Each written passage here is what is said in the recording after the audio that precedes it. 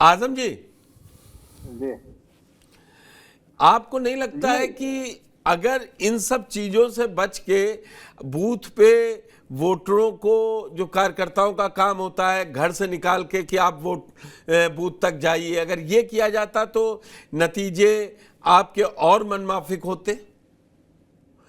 देखिए पुष्कर जी, ये काम हम लोग कर रहे हैं ऐसा नहीं है, लेकिन उसके साथ साथ हम लोग इस बात पे तो नजर है कि प्रशासन का रवैया सौतेला है, इसमें कोई दो राय नहीं है। प्रशासन कोई भी, आप और जो दूसरे साहब बैठे हैं, भाजपा प्रवक्ता बैठे, कोई भी ये ईमानदारी और दिल से नहीं कह सकता है कि प्रशासन बिल्कुल निष्पक्ष काम कर रहा है। दिल पे हाथ रख के शायद ही कोई कह पाए कि उत्तर प्रदेश का प्रशासन बिल्कुल निष्पक्षता से काम कर रहा।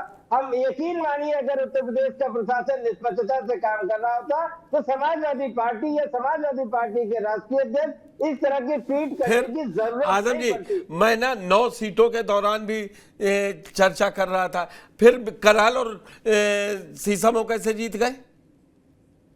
जब आपका वोटर इतना है तो फिर जीत ही जाएंगे। कोशिश करी उन्होंने कि नहीं पाट पाए उस कोशिश को।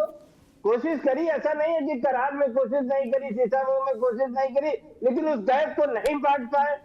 और अगर उस लूट की जीत से ये खुश है तो हम इन्हें खुश होने की बधाई देते हैं, बिल्कुल खुश रहे, क्योंकि 2027 में जब सामान्य चुनाव होंगे तो इस तरह से ईवीएम मशीनों के प्रशासनिक चीजों का दुरुपयोग नहीं हो पाएगा।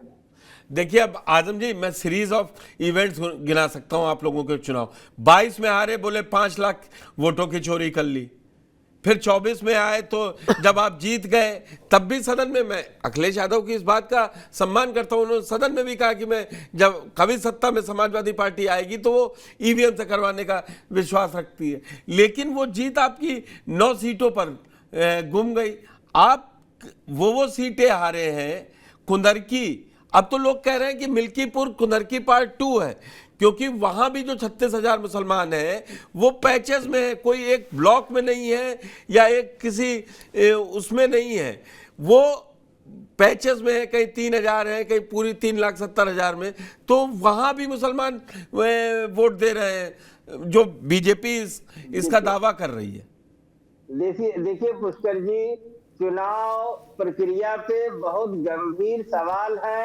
2024 के लोकसभा चुनाव पे एडीआर ने जो अपनी रिपोर्ट फाइल करी, 543 में 538 सीटें ऐसी हैं जिसमें वोट पड़े और वोट काउंटिंग के बीच डिफरेंसेस है, जो कि सुप्रीम कोर्ट में फाइल किया गया। आज 8 महीना होने को हुआ, चुनाव आयोग ने इस बात का जवाब नहीं दिया कि 538 सीटें क्यों ऐसी हैं जिसमें वोट जो पड़े कास्ट हुए और जो वोट काउंट हुए उनमें डिफरेंस क्यों है। तो अगर इतने गंभीर विषय होंगे, महाराष्ट्र में भी ऐसे विषय उठाए गए, हरियाणा में भी उठाए गए, तमाम राज्यों में उठाए गए, लेकिन चुनाव आयोग ने जवाब नहीं दिया। तो अब सुनिए मेरी बात, सुनिए मेरी बात, सुनिए। अगर ये आंकड़ा 538 सीटों पे है ना, तो 99 कांग्रेस की दूसरे नंबर पार्टी, 37 आपकी, 30 ममता बनर्जी की, 28 और 30 डीएमके की। ये तो मैंने मोटी मोटी आपको सीटें गिना दी, तो फिर ये भी कम होंगी। धांधली तो इनमें भी हुई, इसका मतलब। ये बात तो माननीय राष्ट्रीय अध्यक्ष ने लोकसभा में कही है कि हमारे, ठीक है, मेरे साथ वरिष्ठ पत्रकार शिवाजी सरकार जुड़ चुके हैं। शिवाजी, ठीक है आजम भाई, जाते हैं तो चुनाव प्रक्रिया में जो सवाल है वो कम नहीं होते हैं। ठीक है, अगर वोट कास्टिंग और वोट काउंटिंग के बीच डिफरेंस है तो वो है, उसको चुनाव आयोग को क्लियरिफाई करना पड़ेगा, चाहे समाजवादी पार्टी जीत जाए चाहे भाजपा जीत जाए। ठीक है, आपकी बात मैं अभी लेता हूं जरा। एक शिवाजी सरकार, आपका बहुत बहुत स्वागत है। ये बताइए, मिल्कीपुर पर नजर सबकी है, वरना इस एक सीट पर जब 10 सीटों में होता तो गिना जा रहा था। मिल्कीपुर सीन में तभी आया जब फैजाबाद से सांसद का चुनाव अवधेश प्रसाद जीत गए और उसको कांग्रेस और अखिलेश यादव ने खूब प्रचारित किया। यह अलग बात है कि दूसरे सत्र में आते आते अवधेश प्रसाद की सीट पीछे चली गई जब आगे थी।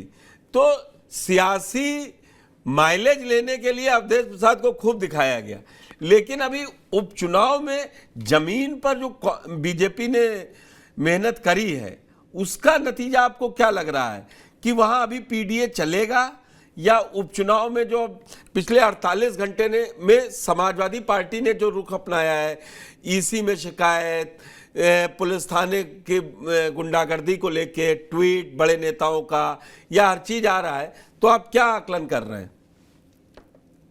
नहीं, मेरे ख्याल में दोनों ही बातें सही है पुष्कर जी।